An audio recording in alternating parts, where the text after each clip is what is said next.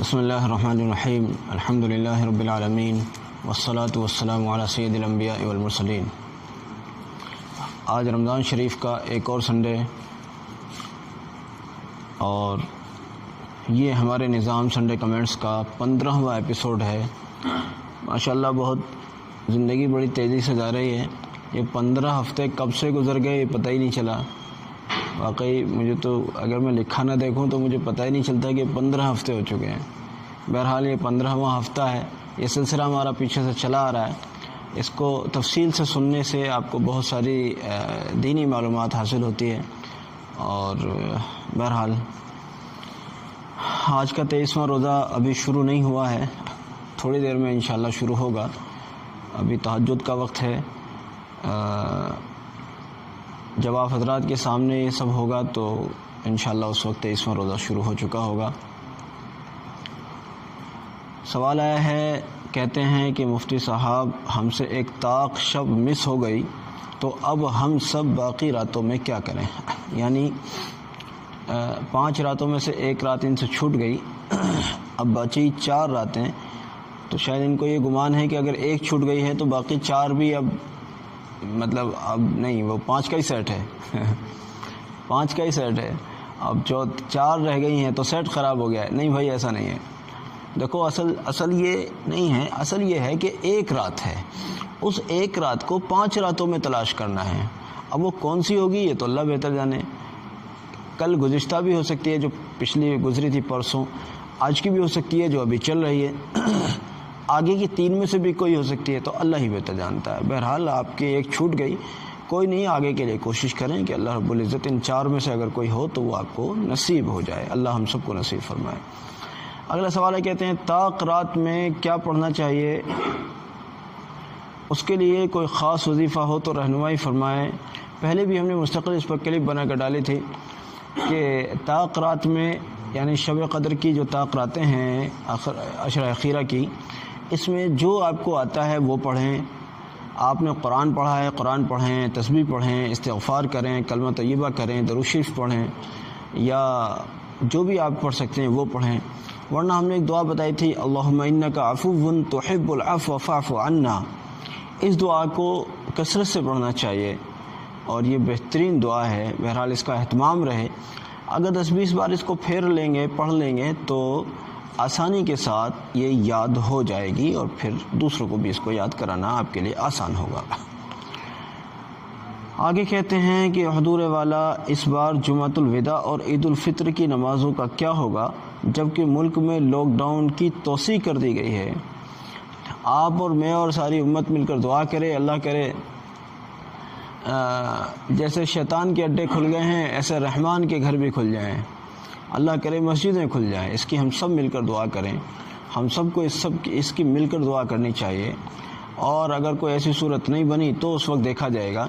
اس سلسلے میں بریلی کے علماء نے یا بریلی کے ذمہ داران نے، مجھے نہیں معلوم کن حضرات نے، بہرحال بریلی سے جو حکومت سے مطالبہ کیا گیا ہے کہ ہم رولز کو فالو کریں گے اور عیدگاہ وغیرہ یعنی عید کی نماز کے لیے عیدگاہ کو اور جمعۃ الوداع کے لیے مسجدوں کو کھول دیا جائے۔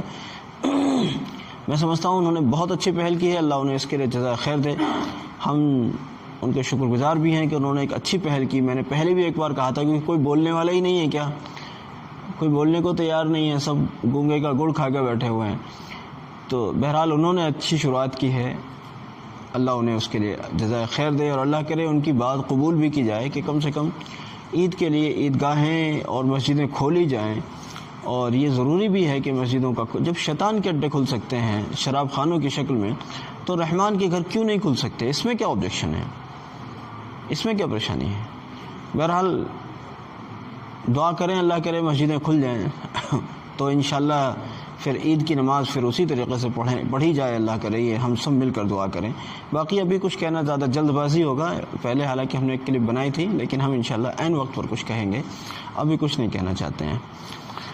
ہاں، اگلا سوال ہے، کہتے ہیں کھانے کے بعد پانی پینا کیسا ہے؟ بعض لوگ کہتے ہیں کہ کھانے کے بعد پانی نہیں پینا چاہیے۔ دونوں قسم کے اقوال اور نبی صلی اللہ علیہ وسلم سے دونوں عمل منقول ہیں۔ نبی صلی اللہ تعالیٰ علیہ وسلم سے کھانے کے بعد پانی پینا بھی منقول ہے اور پانی کا نہ پینا بھی منقول ہے۔ اس پر بھی پیچھے ہم نے ایک مستقل کلپ بنائی تھی، وہاں بھی دیکھا جا سکتا ہے، لیکن یہاں میں دوبارہ سے یاد دہانی کرا رہا ہوں کہ نبی صلی اللہ علیہ وسلم نے کھانے کے بعد میں پانی پیا ہے یہ بھی ثابت ہے، اور پانی نہیں پیا ہے یہ بھی ثبوت ملتا ہے۔ اس لیے اگر آپ پانی پی رہے ہیں تو پینے والی سنت پر عمل کی نیت کریں، اور پانی نہیں پی رہے ہیں تو نہ پینے والی سنت پر عمل کریں۔ اگلا سوال ہے، کہتے ہیں حضرت پینٹ شرٹ پہن کر اعتکاف ہو جائے گا کیا؟ جی بالکل ہو جائے گا، پینٹ شرٹ پہن کر سارے کام ہو سکتے ہیں، اعتکاف کیوں نہیں ہو سکتا؟ جب نماز ہو سکتی ہے تو اعتکاف نہیں ہوگا۔ بہرحال پینٹ شرٹ پہن کر نماز بھی ہو جاتی ہے، پینٹ شرٹ پہن کر اعتکاف بھی ہو جاتا ہے۔ اصل چیز ہے ستر کا مستور ہونا ادب کے لباس کے ساتھ، اور ایسا لباس ہو جس میں دوسروں کی مشابہت بھی نہ ہو، جیسے کسی مخصوص قوم کی مشابہت نہ ہو، ایسے ہی مردوں کے لیے عورتوں کی اور عورتوں کے لیے مردوں کی مشابہت نہ ہو، ستر اچھے سے ڈھپا ہوا ہو، ٹھیک ہے پھر آپ کا وہ لباس پینٹ شرٹ ہے، کرتا پاجامہ ہے، جبہ ہے، کچھ بھی ہے، لنگی ہے، لیکن بہتر یہی ہوتا ہے کہ صالحین کے جیسا لباس پہنا جائے، جبہ وغیرہ پہنا جائے، یا ہمارے ہیں چونکہ اس کا رواج نہیں ہے کرتا وغیرہ پہنا جائے، اور سب سے اچھی بات ہے دستار بھی باندھی جائے، امامہ باندھا جائے۔ اب آپ کہیں گے آپ تو باندھتے نہیں، ہاں بھائی آپ میرے لیے بھی دعا کیجیے اللہ مجھے بھی توفیق دے، میں بھی چاہتا ہوں میں بھی باندھوں، لیکن میرے مزاج میرا تکلفات نہیں ہیں، میں ذرا تکلفات ذرا مجھے تھوڑا مشکل لگتے ہیں۔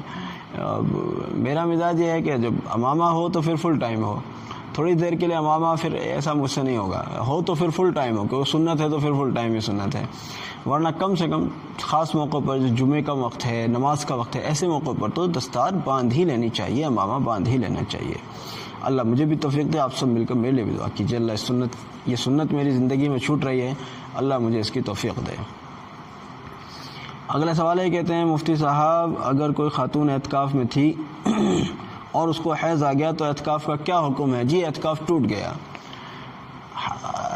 پہلے سے اعتکاف میں تھی، روزہ بھی تھا، حیض آ گیا، روزہ بھی گیا، اعتکاف بھی گیا، ختم، روزے کی قضا کرے گی، اعتکاف کی قضا نہیں کرے گی۔ اگلا سوال ہے، کہتے ہیں حضور زکوٰۃ اور صدقہ فطر کن لوگوں کو دے سکتے ہیں؟ آج کل سب کے حالات لاک ڈاؤن میں پریشانیوں کا شکار ہیں، تو اپنے قریبی اعزاء جیسے بھائی بہن وغیرہ کو بھی صدقہ فطر اور زکوٰۃ دے سکتے ہیں۔ ہاں اپنے قریبی لوگوں کو صدقہ فطر اور زکوٰۃ دے سکتے ہیں، بھائیوں کو بھی دے سکتے ہیں اگر وہ ضرورت مند ہیں، بہنوں کو بھی دے سکتے ہیں اگر وہ ضرورت مند ہیں، لیکن بہنوں کے سلسلے میں پھر عرض کر دوں ایک بار دوبارہ، پہلے بھی کہا جا چکا ہے، پہلے ان کی میراث ادا کرنے کی فکر کریں، اگر میراث ادا کرنے کے باوجود ان کے حالات ٹھیک نہیں ہوتے ہیں تو ان کے لیے صدقہ فطر بھی دے سکتے ہیں اور ان کو زکوٰۃ بھی دی جا سکتی ہے۔ بہرحال ہاں اگلا سوال ہے، ایک شخص مقروض ہے، وہ افطار کرتا ہے تو کیا اس کا افطار کھانا چاہیے یا نہیں؟ بھائی وہ آدمی پہلے ہی سے مقروض ہے، اس کو چاہیے وہ افطار پارٹی نہ کرے۔ آج کل لاک ڈاؤن میں تو افطار پارٹیاں خیر ہو بھی نہیں رہی ہیں، لیکن افطار کی دعوت جو بھی اکا دکا لوگوں کی جو بھی نظام ہے، اس کو چاہیے پہلے اپنا قرض ادا کرے، افطار بعد میں کرے، افطار کرتے رہنا بھائی پوری زندگی، کوئی مسئلہ نہیں، موت کا کوئی بھروسہ نہیں ہے، موت کا کوئی بھروسہ نہیں ہے۔ اگر آپ کے ذمہ کچھ قرض ہے تو پہلے قرض کی ادائیگی کی فکر کیجیے، باقی اور خرچے جو ہیں یہ بعد میں ہوتے رہیں گے، پہلے قرض کی ادائیگی کیجیے، کہ اگر قرض داری کی حالت میں انتقال ہو جاتا ہے تو یہ بہت افسوس کی بات ہے، اللہ حفاظت میں رکھے۔ اگر کسی کی موت کا وقت قریب آ گیا ہو، اس کو احساس ہونے لگا ہو اور اس کے ذمہ کچھ قرض بھی ہو، تو وہ قرض چاہے بندوں کا ہو یا اللہ کا ہو، اللہ کا قرض فرض تو قرض ہے، کہ کہا جاتا ہے نا فرض تو قرض ہے، جو فرض ہے اللہ نے جو فرض کر دیا ہے وہ بندے کے اوپر قرض ہے۔ اگر اللہ کا کوئی فرض بھی اگر ہم سے چھوٹ رہا ہے تو اپنے وارثین کے لیے وصیت کریں کہ بھئی میرے اتنی نمازیں اتنی روزے چھوٹ گئے ہیں، ان کا فدیہ ادا کرنا۔ ایسے ہی جب بندوں کا قرض ہو تو اس کی بھی وصیت کریں کہ بھئی میرا اتنا مال میرے اوپر قرض ہے اور اس کو تم ادا کر دینا، اپنے وارثین کو اس کی وصیت کر کے جائے، تاکہ اللہ کے یہاں کچھ ہلکا پن ہو جائے، اللہ حفاظت میں رکھے۔ ایک شخص اچھا اگلا سوال ہے، کہتے ہیں کہ بیوی کی طبیعت خراب ہے، کوئی دوائی وغیرہ کام نہیں کرتی، برائے کرم کچھ رہنمائی فرما دیجیے۔ دو چیزیں ذکر کرتا ہوں، ایک تو یہ ہے کہ منزل کو کثرت سے پڑھنا چاہیے، کثرت سے مطلب کم سے کم ایک مرتبہ تو روزانہ پڑھ ہی لینا چاہیے، اور اس کا دم کیا ہوا پانی بھی پینا چاہیے، اور ساتھ ہی ساتھ صدقہ بھی دینا چاہیے۔ یہ دونوں کام کریں. یقینی امید ہے انشاءاللہ تعالی کہ بیوی صاحبہ کا مرض کافور ہو جائے گا، ان کو شفا مل جائے گی انشاءاللہ. بہت سارے امراض ایسے ہوتے ہیں ان میں ڈاکٹرز بیچارے مایوس ہو جاتے ہیں، لمبا علاج ہوتا ہے، کبھی علاج کرانے والے مایوس ہو جاتے ہیں، کبھی پیسے ختم ہو جاتے ہیں، کبھی ڈاکٹرز مایوس ہو جاتے ہیں، کبھی کچھ. صدقہ دیجئے، منزل کا دم شدہ پانی پلائیے. اگر مریض خود منزل پڑھ سکتا ہے تو اس سے بڑھیا کوئی بات نہیں. ورنہ اگر وہ ایسا نہیں ہو سکتا تو کم سے کم مریض کو منزل کا دم کیا ہوا پانی اس طرح سے پلایا جائے کہ دوسرا کوئی پڑھ لے اور دم کر دے، اور وہ خود بھی پی سکتا ہے اور مریض کو بھی پلایا جائے. یہ بہت زیادہ اچھی چیز ہے، اس میں اللہ کے فضل سے بہت فائدہ ہوتا ہے. اور صدقے کا اہتمام تو بغیر کہے ہونا چاہیے. ڈاکٹرز کو موٹی رقمیں دیتے ہیں اور صدقے میں 10 20 50 40 روپے دکھاتے ہیں، کہتے ہیں ہم نے صدقہ دیا ہے جی. جس دن صدقہ اپنی بلا یا اپنی وبا یا اپنی بیماری کے بقدر ہو گیا، انشاءاللہ اسی دن آپ کی پریشانی دور ہو جائے گی انشاءاللہ تعالی. ایسی اللہ سے امید ہے. باقی موت کا کوئی علاج نہیں ہے. اللہ رب العزت سب کو عافیت والی زندگی دے. اگر کسی کا وقت ہی آ گیا ہے تو اس کا کوئی علاج نہیں ہے، لیکن کم سے کم صدقہ دینے والوں کے لیے کہا جاتا ہے کہ صدقہ دینے والے کی موت آسان ہو جاتی ہے. اس لیے جو لوگ کثرت سے صدقہ کرتے ہیں وہ آسانی سے مر جاتے ہیں. جب ان کا وقت آتا ہے تو ان کو مشکلیں نہیں ہوتی روح قبض ہونے کے وقت میں. الحمدللہ اللہ رب العزت ہم سب کے لیے آسانی عطا فرمائے. یہ کہتے ہیں حضرت صدقہ کتنا دینا چاہیے؟ بھائی صدقہ اپنی گنجائش کے بقدر دیجئے. دو باتیں ہیں میرے ذہن میں صدقے کے متعلق. یا تو اپنی گنجائش دیکھیے یا اپنا مسئلہ دیکھیے. کبھی ایسا ہوتا ہے مسئلہ ہوتا ہے پہاڑ جیسا، آپ صدقہ دے رہے ہوتے ہیں چینٹی جیسا. یہ کیا بات رہی؟ جب آپ کا مسئلہ پہاڑ جیسا ہے تو صدقہ بھی اسی کے بقدر دیجئے. ایک بات. دوسری بات یہ بھی ہوتی ہے کہ بھئی کبھی ایسا بھی ہوتا ہے کہ ہمارے پاس میں گنجائش ہی کم ہے. اگر اپنے پاس گنجائش کم ہے تو ٹھیک ہے، اپنی گنجائش کے اعتبار سے خوب دیجئے جو بھی اللہ نے آپ کو توفیق دی ہے، اور کم سے کم مقدار کوئی نہیں. حدیث شریف میں آتا ہے کہ صدقہ کرو چاہے کھجور کی بیجھی ہوئی جو گھن جاتی ہے، اس کو گھنی ہوئی گٹھلی ہی کیوں نہ ہو، اس کا بیج ہی کیوں نہ ہو. حضرت یہ کس کام دے گا؟ کہ گھوڑوں کے کام دے گا. اس کو کوٹ کر گھوڑوں کو کھلایا جاتا ہے کہ گھوڑے کھائیں گے اس کو. اس لیے بہرحال چاہے کتنا بھی حقیر صدقہ ہو، یہ نہ سوچے صدقہ دیتے وقت میں کہ یہ تو بہت معمولی سی رقم ہے، یہ تو بہت حقیر سا کپڑا ہے، یہ تو بہت ایک آدھی روٹی ہے. بھئی ایک لقمہ بھی تو ہے، بہت تھکا ہوا کپڑا تو ہے، بہت 10-5 روپے بھی تو ہیں، 1-2 روپیہ بھی تو ہے. بہرحال آپ صدقہ دیجئے، اللہ رب العزت اس کی برکت سے آپ کے مسئلوں کو حل کرے گا انشاءاللہ. ایک اور بڑا تعجب خیز اور بڑا افسوسناک ایک سوال کھتولی سے آیا ہے. کیسے ہیں پتہ نہیں کھتولی کے لوگ، حیرت کی بات ہے اس سوال کی روشنی میں. کہتے ہیں حضرت معتکف اپنا کھانا خود بنا سکتا ہے؟ کیا کھتولی میں ایسے لوگ نہیں بستے جو معتکفین کی بھی خدمت کر سکیں؟ کوئی بندہ اعتکاف میں بیٹھا ہے، وہ پوری امت کے لیے دعا کر رہا ہے، پورے محلے کے لیے دعا کر رہا ہے، پورے محلے کی طرف سے وہ اس عمل کو کر رہا ہے. کیا محلے والے اس معتکف کو کھانا بھی کھلانے کی اہلیت نہیں رکھتے؟ ان میں اتنا بھی جذبہ ایمانی نہیں ہے. دعائیں کرانے جائیں گے ایران اور توران، فلاں حضرت جی کے پاس، فلاں بزرگ کے پاس، فلاں تعویذ لینے پتہ نہیں کہاں پہنچ جائیں گے. ڈاکٹرز کے پاس دوائیاں لینے کے لیے موٹی فیسیں ادا کرنے کے ساتھ پہنچ جائیں گے کہاں. اور ایک معتکف بیچارہ پورے محلے کے لیے دعا کر رہا ہے، اس کے لیے کھانا نہیں ہے پورے محلے کے پاس میں. حیرت کی بات ہے بھائی، تعجب ہے. ایسے لوگ بھی بستے ہیں ملک میں. معتکف آدمی کا یہ حال ہے کہ اس کا اپنا گھر دور ہے تو اس کو کھانا اپنے ہاتھ سے بنانے کی نوبت آ رہی ہے. مجھے تو سن کر بھی بڑا تعجب ہو رہا ہے. امام افطار کر رہا ہے پانی کے ساتھ اور معتکف مجبور ہے اپنا کھانا خود بنانے کے لیے. استغفر اللہ یار، کتنا گرا ہوا معاشرہ ہے آخر. میرے خیال سے کھتولی میں ایسے لوگ بھی بستے ہیں، مجھے تو تعجب ہے.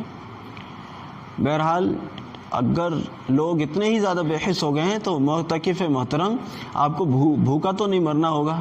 مسجد کے اندر کے حصے میں صفائی اور مسجد کے آداب کا خیال رکھتے ہوئے کھانا بنا سکتے ہیں آپ. لیکن افسوس ہے وہاں کے لوگوں کے لیے جو معتکفین کا بھی خیال نہیں رکھ سکتے. اللہ معاف کرے. وہ تو فری میں دعا دینے والا بیٹھا ہوا ہے، سارے محلے کے لیے دعا کرتا ہے وہ، اس کے باوجود اس کو کھانا بھی میسر نہیں ہو سکتا.